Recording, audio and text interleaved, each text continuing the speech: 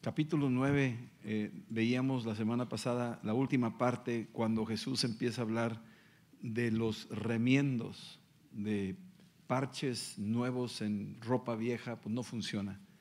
Eso, el remiendo del parche nuevo se encoge y rasga la ropa vieja.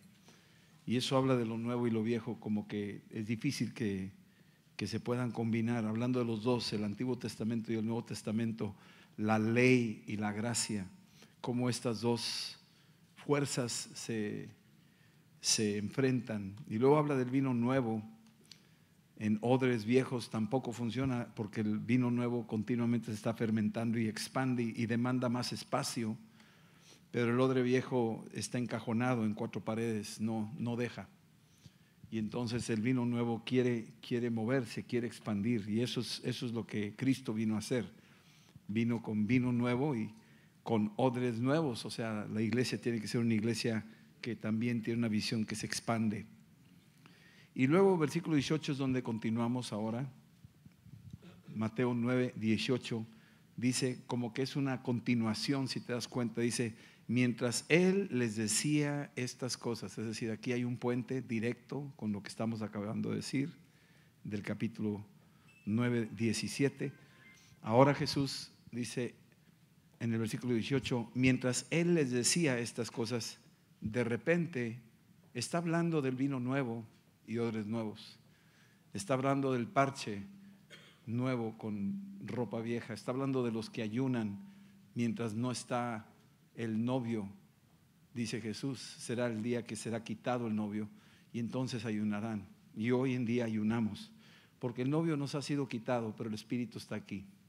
Entonces ahora, mientras él decía estas cosas, está poniendo ahora una cosa práctica. Va a poner un ejemplo, varios ejemplos. Mientras él decía estas cosas, vino un hombre principal. Estamos hablando de una persona en autoridad, y se postró ante él.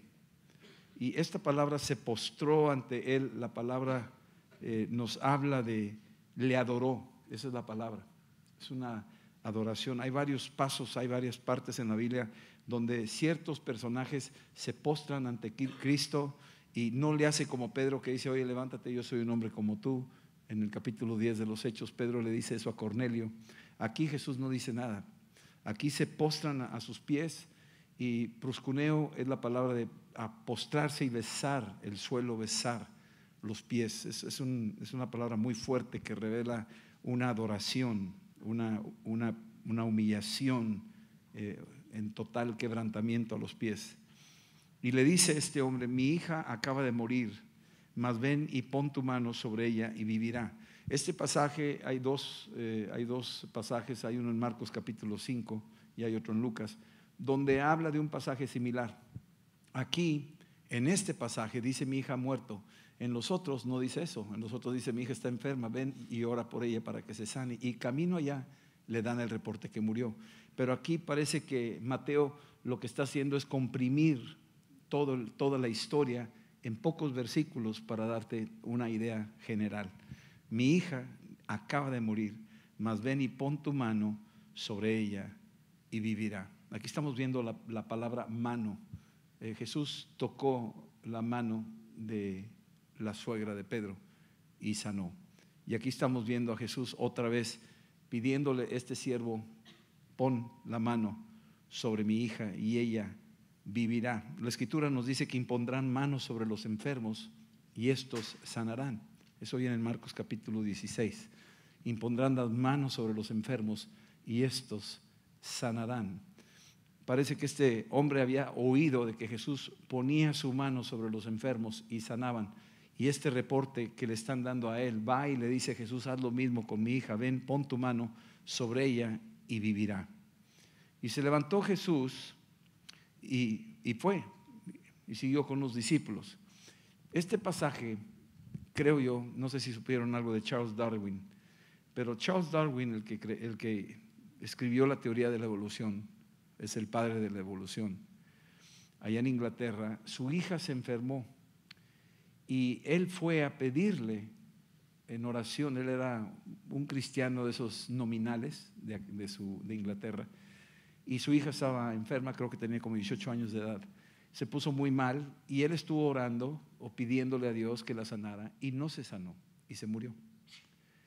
Y los historiadores creen que mucho de lo que pasó ahí, cuando no hubo esa respuesta, cuando no se sanó, Charles Darwin empezó ahora sí a desarrollar con mayor intensidad la teoría de la evolución, que es contra la Biblia. Dice que la Biblia es puro mito, que no es, y entonces habla un espíritu realmente antibíblico, y nace una doctrina donde muchos, dice, son contaminados. En el libro de Hebreos capítulo 12 dice: cuida de que no brote una raíz de amargura donde mucha gente pudiera ser amargada, porque es contaminante. La amargura es muy fuerte, y esta reacción de Darwin ante este evento, que no hubo respuesta a su petición, se fue y se polarizó al punto donde generó una doctrina que es totalmente contraria a la Biblia. La Biblia, la creación no es como Dios la hizo, no es que Dios hizo al hombre del polvo, sino que venimos del mono, y empezó a hacer una teoría totalmente contraria a la palabra de Dios.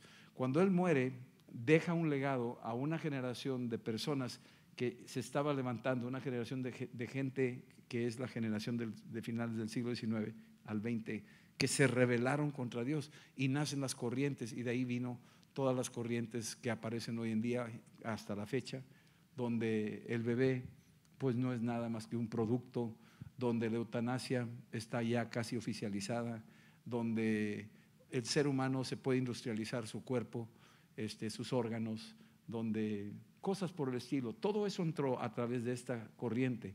De hecho, todo lo que significa de sexos, diferentes sexos o el mismo sexo, y todo eso viene de ahí, tiene un fundamento de esta misma doctrina de la evolución. Hice este paréntesis nada más para que se den cuenta que muchas veces las cosas no son como uno quisiera. Muchas veces no son exactamente como uno quisiera. Esta historia es tremenda porque sí es, y Dios quiere sanar. Jesús reaccionó inmediatamente. Dice aquí que se levantó Jesús y le siguió con sus discípulos, y en el proceso de ir caminando, he aquí una mujer enferma de flujo de sangre desde hace 12 años se le acercó por detrás y tocó el borde de su manto. Y aquí hay que entender algunas cosas. En Marcos capítulo 5 te lo dice con más detalle lo que le pasó a esta mujer. Y esta mujer tenía un asunto, un problema de flujo de sangre durante 12 años, no había sido curada, gastó su dinero con médicos y no le iba bien, le iba peor, hasta que ella oyó de que por ahí iba a pasar Jesús, y entonces va y toca el borde de su manto. Ahora, si entendemos algunas cosas del borde del manto, sin llegar a muchos detalles, pero puedes entenderlo, tal vez en Números 15, puedes ir conmigo a Números 15. En Números 15, el borde del manto de los judíos tenía unas orlas, tenía unos colores también. Números capítulo 15, versículo 37, son de las instrucciones que le dejó Dios a Moisés, diciendo: habla a los hijos de Israel, versículo 38, y diles que se hagan franjas en los bordes de sus vestidos por sus generaciones, y pongan en cada franja de los bordes un cordón de azul, y os servirá de franja para que cuando la veáis os acordéis de todos los mandamientos del Señor, para ponerlos por obra, y no miréis en pos de vuestro corazón y de vuestros ojos, en pos de los cuales os prostituís, para que os acordáis y hagáis todos mis mandamientos y seáis santos a vuestro Dios. Yo Jehová, que os saqué de la tierra de Egipto para ser vuestro Dios, yo Jehová, vuestro Dios. Esta instrucción es muy interesante. A veces habría que preguntar por qué la bandera de Israel tiene esas franjas azules, ¿verdad? Pero dentro de todo es un recordatorio de la ley, del Torah. Y se cree que, bueno, eso no me consta, pero se cree que en la antigüedad lo que traían era en la orla de su manto. Los varones tenían esa franja azul con la orla, y cuando ella tocaba esto, por un lado es un recordatorio del cumplimiento de la ley, que ella aunque no se sentía digna por la condición en la que estaba tocando la orla del manto, acercándose a eso. Sin embargo, la Escritura me dice a mí, en Marcos capítulo 3, que todo mundo se le tiraba encima a Jesús con tal de tocarle. Y en el capítulo 5 dice que se sanó. Es muy interesante la relación. Alguien le dijo a ella que con tocarlo se podía sanar. Algunos estudiosos piensan que era supersticiosa. Yo creo que no era supersticiosa. Creo que alguien le dijo, ¿sabes qué? Nosotros sabemos, vete a Marcos capítulo 3 para que veas algo aquí. Marcos capítulo 3, que nos habla antes del milagro, igual que está registrado por Marcos, dice aquí, versículo 10, Marcos capítulo 3, versículo 3, porque había sanado a muchos, de manera que por tocarle, cuantos tenían plagas caían sobre él. Así es que algo pasaba cuando se le tocaba a Jesús, y esas sanidades eran a través de su misma ropa. Cuando uno entiende lo que es esta unción, la misma ropa, tú ves en el libro de Hechos 19, el apóstol Pablo dice que con sus pañuelos, Hechos 19 si quieres ir ahí, ¿sí?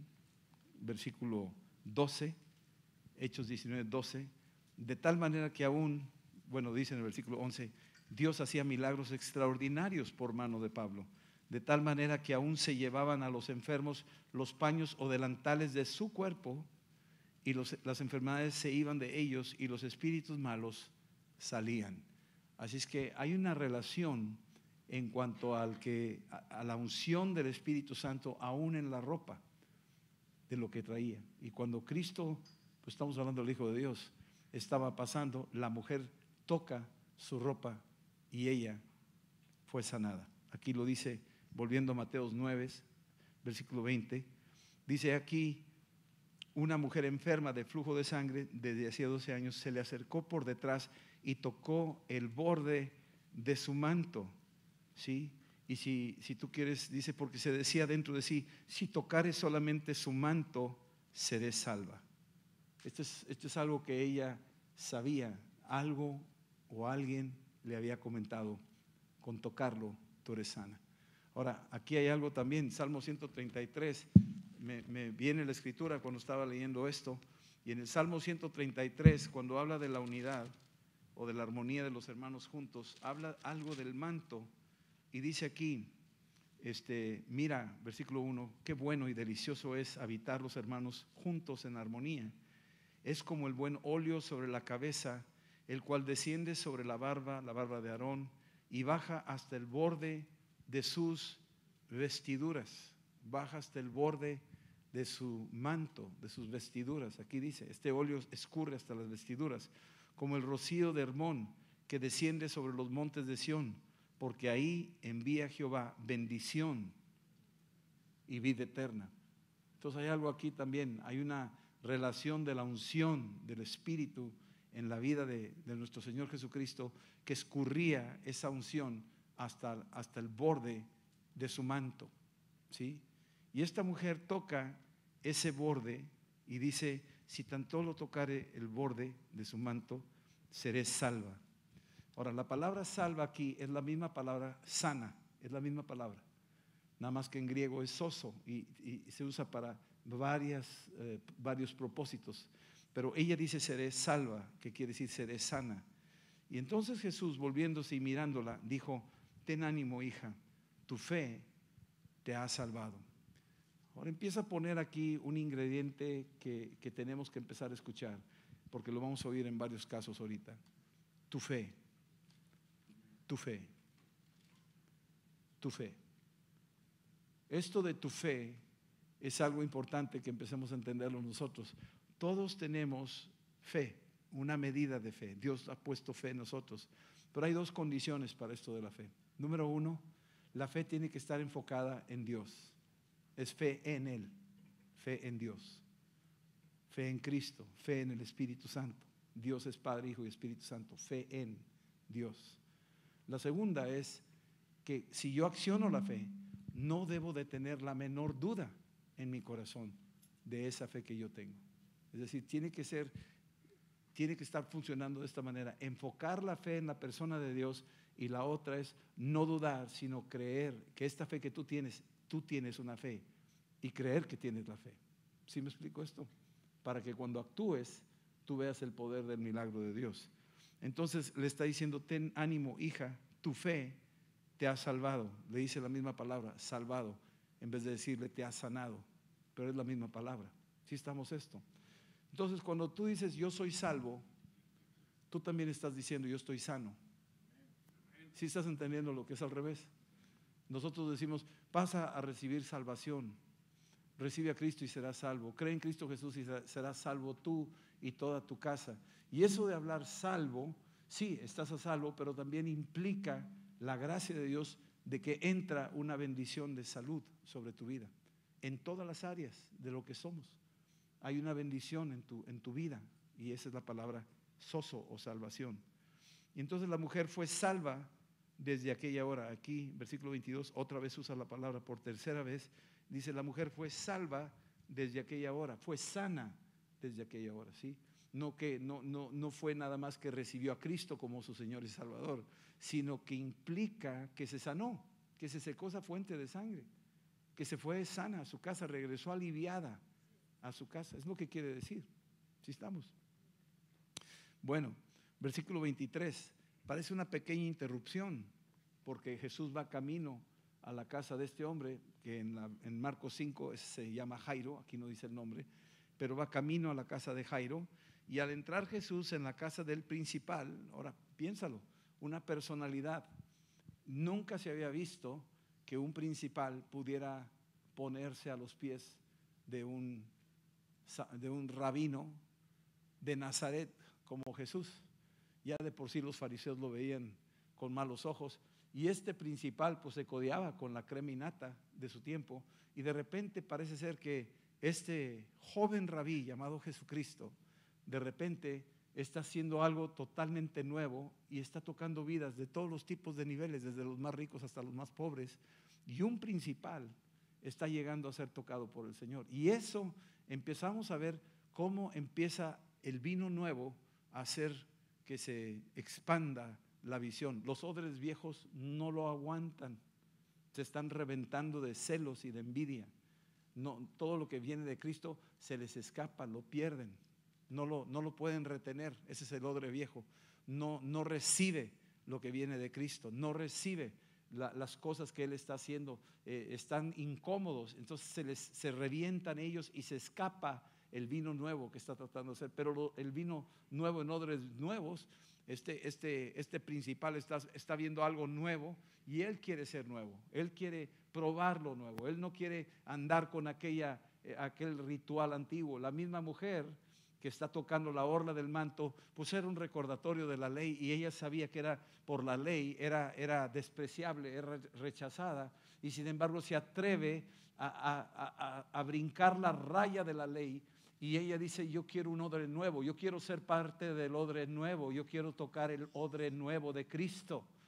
Y recibe el toque, y esta mujer ahora recibe una sanidad y empieza a expandirse. ¿Qué está pasando? El reino de Dios está expandiéndose. ¿Están entendiendo eso? El reino de Dios está expandiéndose. ¿Cómo? Esta mujer que estaba bajo la ley, pues estaba excluida, no podía congregarse, no podía reunirse, no podía sentarse en cualquier lugar, estaba totalmente encajonada. Ese era el parche viejo, el parche nuevo en una vestimenta vieja. Iba a desgarrar, estaba desgarrando todo lo que estaba pasando, y esta mujer se atreve a brincar esa raya de la orla donde estaba el recordatorio de la ley, y lo toca. Inmunda, toca. ¿Quién se hizo inmundo ahí? Jesús se hizo inmundo. Cuando ella tocó la ropa de Jesús, Jesús recibe la inmundicia. ¿Están viendo eso? Entonces cualquiera que tocara a una mujer así se hacía inmundo, y ella en secreto toca la ropa de Jesús, aparentemente sin que él supiera, pero él sabía, y ella toca para tomar de él la bendición, a pesar de que en su necesidad está haciendo inmundo al que lo está tocando, y ella cree que el que tocó no supo. ¿Sí me explico? Pero él sí sabe, él sabe la necesidad, y él absorbe su inmundicia. Por sus llagas fuimos nosotros curados. Él es varón de dolores. Él tomó nuestras enfermedades. Él tomó todas nuestras angustias, dice la Escritura. Entonces, estamos viendo algo aquí tremendo de lo que está haciendo esta mujer, dando ese paso. Y ahora también estamos viendo algo tremendo de este principal, que está pidiéndole a Jesús ir a su casa.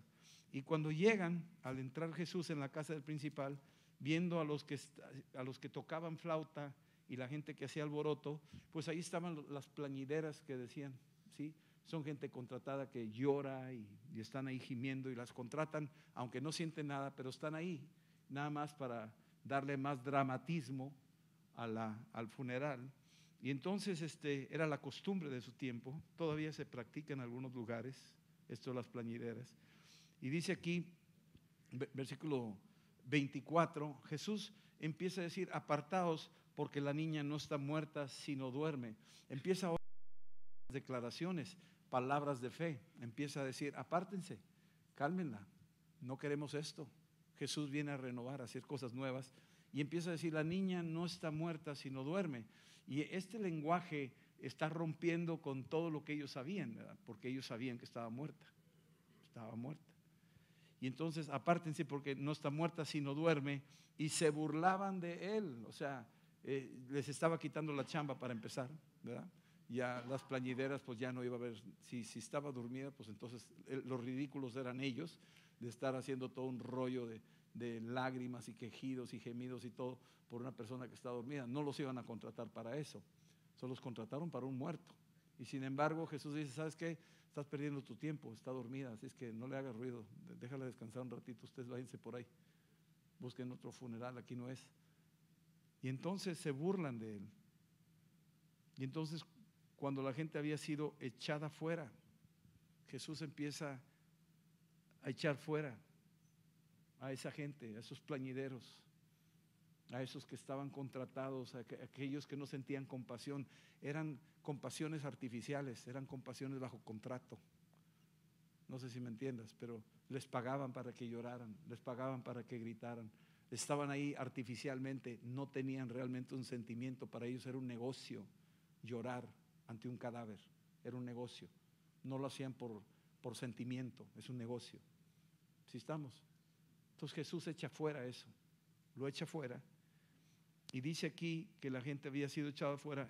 Él entró y tomó de la mano a la niña. Aquí vemos otra vez cómo Jesús utiliza su mano para extender una bendición, una sanidad.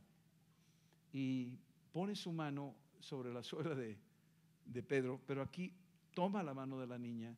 Y tocar un cuerpo muerto es parte del ritual judío, era quedar inmundo, o sea, era inmundicia para ellos. Entonces cualquier familiar, ayer fuimos a un funeral en McAllen, murió una consuegra de Felipe Zamudio, que viene aquí, y cuando falleció le llamaron a Judy porque ella les había compartido el evangelio a ellos, y esta mujer estaba con cáncer, le compartió el evangelio, la mujer se salvó, ella y muchos de la familia. Y ya cuando estaba en sus últimos momentos, ella decía: llámenle a esa jovencita que vino a orar por mí para que me hable, porque cuando ella vino me inspiraba mucha paz.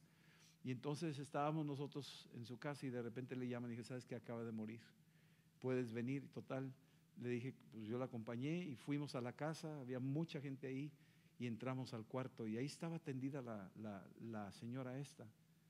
Y nomás de verla, tú veías un rostro como que esa persona se murió sonriendo. Estaba sonriendo, estaba así, con una sonrisa en su cara. Pero el cuadro era tan triste, las hijas llorando y mamá, mamá, y gimiendo, ¿y por qué te fuiste? O sea, un dolor tremendo, y pues hay veladoras y toda la cosa ahí, ¿verdad? Y estábamos viendo ahí, nos esperamos un momento hasta que una de las hijas dijo: oye, ¿quieres decir algo? Y total, Judy dijo unas palabras, habló de la promesa de la resurrección y de la vida, y habló de que teníamos esperanza, que ella murió en esperanza. Muy bien. Y ya después me tocó hablar a mí y empezaba a decirle: ¿sabes qué? No está muerta, está dormida. Y cuando dije eso, se me cambió, pues ¿qué trae? ¿Verdad? Claro, no se levantó. Si hubiera sido fabuloso que se levantara. Por mí, a lo mejor el primero en salir corriendo era yo, ¿verdad? No, pero de veras, si Dios lo hubiera levantado, gloria al Señor. Pero la verdad es esta: no está muerta, está dormida. Y esa es nuestra declaración en los funerales de los cristianos. No está muerto, está dormido. Ella se va a levantar, tiene el espíritu que levantó a Cristo de los muertos. Ella tiene el espíritu de resurrección, se va a levantar de los muertos cuando venga Cristo. Y ustedes tienen el espíritu de resurrección. Y estaban así, órale, pues vamos a entrar, vamos a recibir el Espíritu Santo que levantó a Cristo de entre los muertos. Y ahí se hizo una oración y terminamos. Y de veras, esto es lo que pasa en algún momento dado. Y volvemos al punto, si Dios no lo sanó o si Dios no la resucitó, a nosotros no nos debe detener la declaración de fe. Nosotros creemos que Él puede hacer el milagro de resurrección y de sanidad. Lo puede hacer, lo hemos visto, y Él es el que marca los tiempos y Él les dice ahora. Si estamos. Entonces aquí dice apartaos, la niña no está muerta, está dormida. Se burlaban de Él, y cuando la gente había sido echado fuera, tomó de la mano a la niña y ella se levantó, y se difundió la fama de esto por toda aquella tierra. O sea, corrió como pólvora todo lo que estaba pasando. Imagínate, acaba de sanar a una mujer que tenía flujo de sangre de 12 años, de repente está sanada, la gente lo está oyendo, lo está viendo. Luego llega a la casa de Jairo y la niña esta también estaba muerta.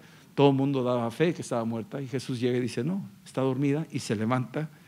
Y entonces estamos viendo cómo la fama de Cristo está creciendo por todos lados. Pasando Jesús de ahí, versículo 27, le siguieron 2 ciegos, dando voces y diciendo, ten misericordia de nosotros, hijo de David. Este es un nombre mesiánico, hijo de David.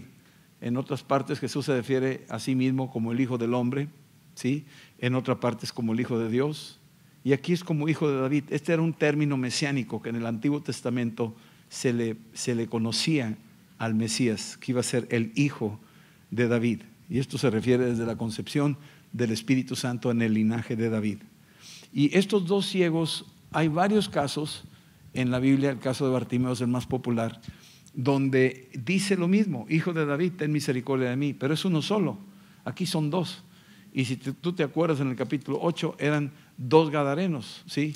Que estaban ahí enchamucados, y ya no era uno, como en el libro de Marcos capítulo 5. Y tú te dices, ¿por qué Mateo mete 2 y por qué Marcos mete 1? O sea, ¿por qué no coinciden? ¿Por qué uno le pone más al otro? Primero que todo te voy a decir, no lo sé, partiendo de eso. Pero probablemente sí eran 2 y uno gritó más que el otro. O probablemente eran 2 en el caso de los gadarenos y uno era más bravo que el otro. No lo sé. Finalmente los 2 se liberaron y los 2 se sanaron, así es que tranquilos, sea uno, sean 2, se los echó a todos. Esa es la verdad. Y entonces aquí dice la Escritura que llegando a la casa vinieron a él los ciegos y Jesús les dijo, ¿creéis que puedo hacer esto? ¿Sí? ¿Creéis que puedo hacer esto? Jesús llega a la fe. Noten cómo Jairo viene y le dice, Señor, pon tu mano y mi hija va a vivir. La mujer dice, si tan solo toco su manto, yo voy a ser sana. Todos están manejando el ingrediente de la fe, todos. Y aquí están llegando estos y le están diciendo, Señor, sánanos, o bien ten misericordia de nosotros. Y Jesús les lleva al punto de la fe. ¿Creéis que puedo hacer esto? ¿Ustedes creen que yo puedo hacer esto? Están enfocados, su fe está enfocada en que sí puedo hacerlo. Y ellos dijeron, sí, Señor. Al declarar Señor, están hablando una autoridad a lo que es Cristo. Pablo, para ser salvo, dijo, ¿quién eres, Señor? Cuando declaró Señor a Jesús, entonces dice, ok, si soy Señor, estamos hablando de la palabra kurios, estamos hablando de la suprema autoridad. ¿Me estás reconociendo? Sí.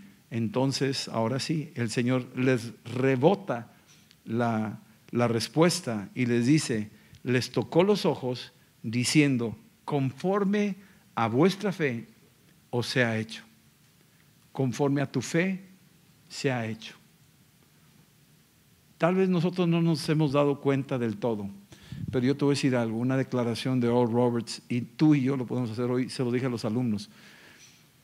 En la dimensión del Espíritu Santo, cuando hablamos de los dones de 1 Corintios 12 y todo lo que hace, sabiduría, ciencia, fe, milagros, sanidad. Y empieza a hablar de profecía, discernimiento de espíritus, lenguas, interpretación. Cuando tú llegas a hablar de milagros, tú estás metido en un milagro. Tú eres un milagro. Tu organismo está funcionando automáticamente. Hay una bomba automática bombeando litros de sangre por día. Eres un cosmos de moléculas, de células organizadas. Ves colores, oyes sonidos. Y luego estás metido en un planeta que gira sin que tú te des cuenta. Está girando, suspendido en el espacio.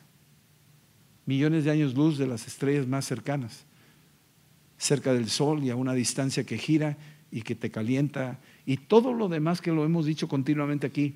Y el único propósito de estarlo diciendo continuamente es para despertar en nosotros el asombro de que somos un milagro. O sea, somos un milagro. Y cuando tú llegues a enfrentarte a una situación complicada en la vida, te tienes que recordar que tú eres un milagro. Y si Dios te hizo a ti como un milagro, tú estás enfrente para ejecutar un milagro en su nombre, para su gloria. ¿Sí me explico? Pero tenemos que recordar que somos un milagro. Recuérdalo. Lo peor que podemos hacer es olvidarnos que somos un milagro. Y no lo hicimos nosotros. Es un milagro hecho por Dios, y que somos hechos un milagro por su mano. Y si este milagro existe, por lo tanto, lo que está enfrente de ti, cualquiera que sea la situación, también puede ser un milagro de Dios y te lo puede entregar. Hágase conforme a tu fe. Entonces ellos creyeron y los ojos de ellos fueron abiertos, y Jesús les encargó rigurosamente diciendo: mirad que nadie lo sepa. Pues esto es muy difícil pedirle a una persona. De hecho, en la historia de Marcos capítulo 5 de Jairo y de su hija, les dice: no, denle de comer y no le digan a nadie. Pues ¿cómo? Si ya todo el mundo está enterado ahí de que, o sea, los pone en coyunturas, pero él está protegiendo su tiempo, porque cuanto más se difundía su fama, los fariseos, la reacción de los fariseos se iban a dejar venir con todo, y él no iba a morir antes de tiempo. Él tenía que cumplir ciertas cosas antes. ¿Sí? Él no podía morir fuera de la Pascua. Él tenía que morir en la Pascua. ¿Sí me explico esto? Él tenía su calendario y tenía ciertas cosas que cumplirse. Por eso Jesús no murió 2 semanas antes de la Pascua o 7 semanas después de la Pascua. Él murió en la Pascua, porque Él era el Cordero de la Pascua. Y tenía que ser ahí, en esas fechas, todo calendarizado por el calendario celestial de Dios, del Padre. Entonces hay cosas que no entendemos del todo, pero esto es lo que hacía. Versículo 32. Mientras salían ellos, he aquí le trajeron a un mudo endemoniado. Noten cómo son diferentes, en muy pocos versículos, son diferentes perfiles o tipos de enfermedad. Una es una mujer con flujo de sangre, otro es una niña que acaba de morir. No sabemos de qué murió, pero acababa de morir. Otros son 2 ciegos que acaban de aparecer. Ahora le traen un mudo endemoniado. Y te empiezas a dar cuenta la gama, el espectro de poder que él tiene sobre todo tipo de enfermedades. Algunas enfermedades tienen raíces espirituales, tienen orígenes demoníacos. Son demonios que provocan enfermedades. Otros no. Entonces aquí tenemos un caso típico del discernimiento de Cristo, que puede discernir cuando son demonios y cuando no son demonios. ¿Estamos entendiendo eso? No todos son demonios, las enfermedades no todos son demoníacas. Sí vienen de origen de pecado, todas, porque vienen de la caída de Adán y Eva. Unas son desde el origen de Adán y Eva, que son por naturaleza, la raza humana ha sido afectada y por eso nos enfermamos. Pero hay otra que viene del pecado provocado por el mismo hombre que se enferma por causa del pecado. ¿Sí están entendiendo eso? Ya es diferente, ya no es nada más de la raíz de Adán, sino es algo que hizo el individuo. Por eso Jesús le dijo en el caso del capítulo 9, hijo, tus pecados te son perdonados, antes de sanarlo. ¿Sí estamos entendiendo eso? Fue una cosa que él había hecho y que en un momento dado necesitaba reconciliarse, ser perdonado para ser desatado. Aquí en este caso es un caso de una persona que le traen que es muda y está endemoniada. Muy probablemente se queda muda la persona por alguna razón espiritual, donde este demonio entra y le bloquea la lengua. Nos ha tocado liberar gente que las lenguas se le va para atrás, no pueden hablar, no pueden confesar el nombre de Jesús, se bloquean, se bloquean, nada más, es todo, no pueden hablar, quedan mudos. Y hasta que es echado fuera el demonio, y cuando echa fuera el demonio y empiezan a hablar, a declarar que Jesucristo es el Señor. Dice, y echado fuera el demonio, esto es muy poderoso, echado fuera el demonio, es decir, tuvo que salir de la residencia donde estaba escondido, del escondite en el que se metió. Y ese es el cuerpo humano, donde se esconde el demonio. Él busca residencia en los cuerpos de las personas. Y tuvo que ser echado fuera. Imagínate un policía afuera que trae su pistolota y adentro hay un ladrón que tiene atrapada a una persona y le tapa la boca. Y la tiene encañonada. Y está afuera el policía y dice, sal, sal, con las manos en alto. Y el otro aquí no dice nada, cállate, no vas a decir nada, y le tapa la boca. ¿Me entiendes esto? Sal o entro. Y el otro lo trae así, sal o entro. Y lo suelta, y ya que lo suelta el otro dice, ¡ya! Y el otro sale corriendo y ahora sí detrás de él. Lo agarra la policía, lo ata y lo echa fuera. Pues es lo que está haciendo Jesús. Está hablándole desde afuera que se salga aquel que le dominó esa facultad de hablar. Y echado fuera el demonio, el mudo habló. Y la gente se maravillaba y decía, nunca se ha visto cosa semejante en Israel. Nunca se ha visto cosa semejante. Yo le pido a Dios que aquí se vean cosas que nunca se han visto en México. En el nombre de Jesús. Que aquí se vean cosas que nunca se han visto en Monterrey. ¿Lo crees? Ya siento la fe para decir eso. Que aquí sucedan cosas que nunca se han oído en Monterrey, que nunca se habían oído que sucedieran en México. Nunca se había oído eso así. Cosa semejante en Israel. Pero los fariseos decían, por el príncipe de los demonios, echa fuera a los demonios. Estos están continuamente, es el vino viejo, es el odre viejo, es el que se opone, es el que lo resiste, es el que lo odia. Están ahí sentados, pero lo están resistiendo, están tratando de hacer ahí oposición espiritual para que no suceda lo que está sucediendo. Ellos son los endemoniados. Ellos son los endemoniados. Más adelante en Hechos 7 dice que cuando estaba hablando Esteban le crujían los dientes.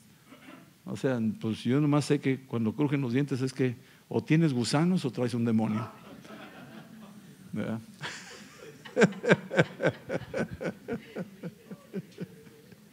Bueno, es un dicho de los ranchos.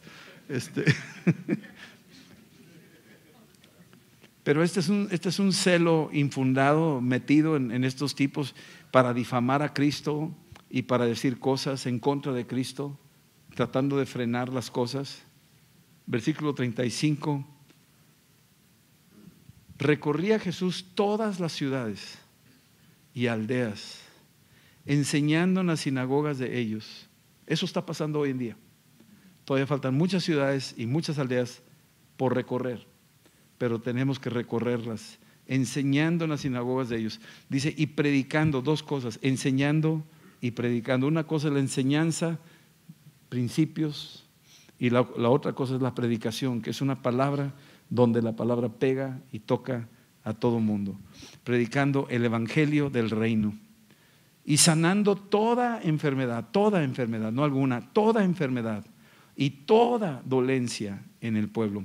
Cristo está hoy en día en medio de nosotros, moviéndose en todas las ciudades, se está moviendo aquí, en todas las aldeas y enseñando en las sinagogas, o sea, en las iglesias, y predicando el evangelio a través de los que estamos hablando la palabra de Dios, del reino de Dios, y sanando toda enfermedad. Yo declaro esta noche que Dios está sanando gente ahorita, gente que está viendo, sanando toda enfermedad y toda dolencia en el pueblo. Toda dolencia en el nombre de Jesús está sucediendo aquí, una sanidad. Y aquí viene el versículo 36. Al ver las multitudes, tuvo compasión de ellas. Creo que el motor de todo esto, de sanar, liberar, echar fuera demonios, todo esto es compasión, es la compasión el motor. Si no hay compasión, no vamos a actuar. Una iglesia sin compasión están todos cómodos, sentados. bien contentos. Y ven ahí al asaltado, al herido, y dices, gloria a Dios, ahorita voy a la reunión, gloria a Dios, voy a orar por ti, y te vas y ahí lo dejas tirado. No hay nada de compasión por esa persona. Y la iglesia sin compasión, pues no sé qué será el Club de Leones o el Hawaiians o no sé qué será ese club, pero no es la iglesia. La iglesia es la que tiene compasión. Tienen más compasión los del Club de Leones, que hacen escuelitas, es el otro, que muchas iglesias cristianas. Es una tragedia eso. Es una tragedia. Entonces, lo que es la compasión es el motor del evangelio, es lo que mueve a movernos, a salirnos, a parar el carro, a bajarte, a levantar un accidentado, a un herido, ir al hospital, ir a la cárcel. Todo eso es movido por compasión, es la compasión.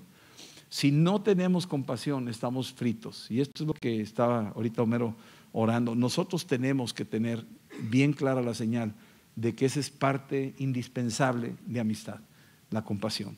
Tenemos que tener compasión de mucha gente. Hay mucha necesidad. Compasión entre nosotros y compasión hacia afuera, porque no hay otra forma de alcanzar. Entonces Jesús tuvo compasión de ellas, las vio. No sé si captemos la magnitud de lo que Él vio algo, vio que estaban desamparadas. ¿Sabes lo que es eso? Imagínate un niño ahorita. Hay niños ahorita en la ciudad y en otros países del mundo, ahorita en este instante, desamparados. No tienen dónde dormir, duermen en las calles, expuestos a peligros, traficantes de órganos, traficantes de niños, prostitución, todo tipo, desamparados, no tienen papá. El papá, hay un día tuvo una relación y fue concebido el niño, la mamá lo tiene y lo regala y se olvida de él y se mueve a otra cosa. Están desamparados, ¿sí me explico eso? Y en ese desamparo estos niños existen ahorita, viven ahorita. De hecho, a lo mejor algunos de ustedes son aquellos que fueron desamparados, estuvieron desamparados. No tenían comida en la mesa, no tuvieron quien los abrazara en la noche. Cada vez que yo abrazo a mis nietos y los veo y les digo, hijos, ustedes son muy bendecidos, porque hasta la segunda, tercera generación los están bendiciendo, están orando por ustedes, son muy afortunados. Hay niños que no tienen ni siquiera papás, olvídate de los abuelos, ni siquiera papás, no tienen a nadie, están desamparados. Si tú te pones en el lugar de Cristo, en el sentido que Él vio y sintió compasión por los desamparados, que no tienen nada, no tienen defensa, no tienen quien hable a favor de ellos, están en las manos. Hay un mundo ciego, sordo, insensible, indiferente, y hay esta necesidad. Jesús lo vio y se dolió. Vio multitudes desamparadas, los vio dispersos totalmente, cada quien por su lado, cada quien por su lado, como ovejas que no tienen pastor. El pastor velaba por ellas, las lleva a lugares de aguas de reposo, los lleva a los pastos verdes, la vara y el cayado les infunde aliento, los protege contra los lobos. El buen pastor es ese es el buen pastor. Tú lees el Salmo 23 y eso es lo que Cristo siente que ellos no tienen Salmo 23. Estos no tienen el Salmo 23. Y entonces el Señor siente una compasión por ellos, hay una identificación. Tenemos que sentirlo. Y si no lo sentimos, tenemos que pedirle al Señor que nos haga sensibles, que nos haga sentirlo. Hay que sentirlo. Y eso que lo sentimos nos hace actuar, nos hace hacer algo. No nomás sentirlo, sino que me empuje a hacer algo, que me orille a hacer algo. Y entonces Jesús le dice a sus discípulos, viendo las multitudes, Él ve algo, le está tratando de transmitir una visión a sus seguidores, a los que van a quedar en su lugar. Y les está diciendo, a la verdad, la mies es mucha.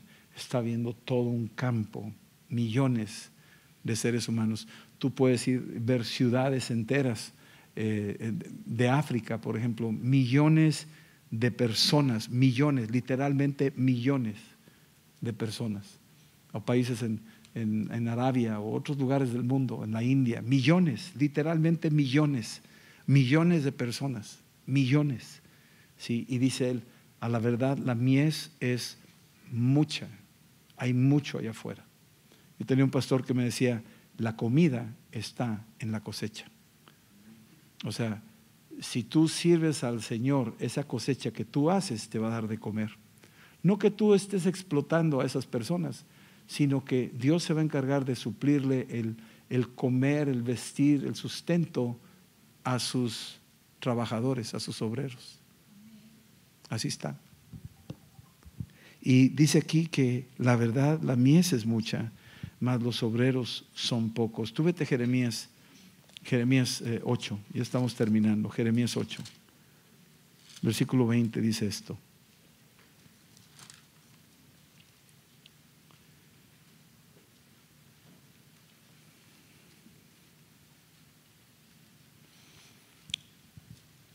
Dice aquí, pasó la siega, la mies es mucha, pero la mies tiene una duración, tiene un periodo, tiene un tiempo de vida. Si tú no recoges el maíz a tiempo, se hace mazorca. Y si no lo recoges, los cuervos van a venir y se lo van a comer. La mies es mucha. Pero aquí dice, la siega pasó. Es decir, cuando está la mies está lista. Y la siega es cuando le pones la hoz para la recolección. Pero aquí dice, pasó la siega. Terminó el verano. O sea, en el verano es cuando el sol está en su máximo esplendor. Terminó el verano. Vamos, se acabó la oportunidad. Y nosotros no hemos sido salvos. Es una frase que te debe sacudir. Estás enfrente de la siega, enfrente de la mies. Jesús dice, la verdad, la mies es mucha. Le está diciendo a sus discípulos, pídenle al Señor de la mies que envíe obreros a la mies. Y le está diciendo, y dice, sí, Señor, vamos a pedir para que Dios envíe, pídele al Señor que envíe obreros a la mies. Sí, vamos a pedirle al Señor que envíe obreros a su mies. A ver, otra vez, no sé si me entendiste. Pídele al Señor que envíe obreros a su mies. Repítelo conmigo. Pídele al Señor que envíe obreros a su mies. Ajá. ¿Dónde estarán los obreros? Y se empiezan a ver unos a otros. ¿Yo? ¡Tú!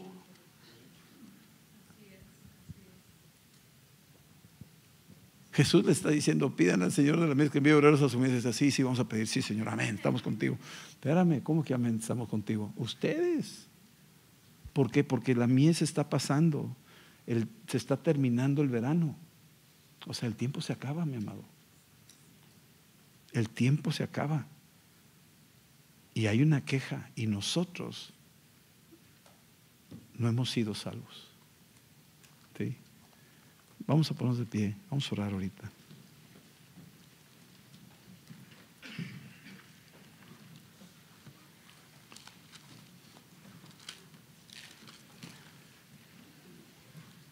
Rogad pues al Señor de la mies que envíe obreros a su mies.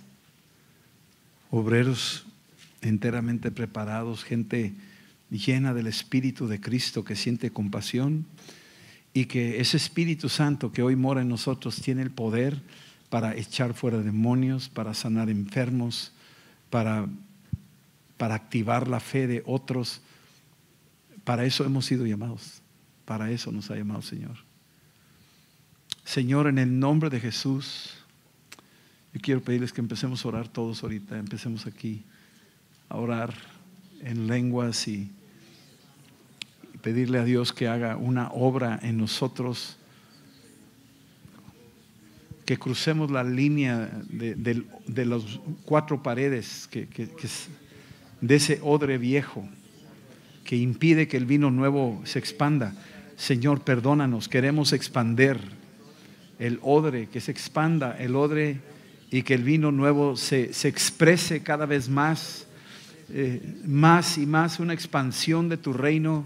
Como esa mujer de flujo de sangre empezó a expandir tu reino, se sanó, ella creyó, ella actuó, ella se atrevió a tocar tu manto, Señor, siendo inmunda, no le importó, te tocó en su necesidad, y en esa necesidad tu manto cargado de virtud la tocó, la sanó.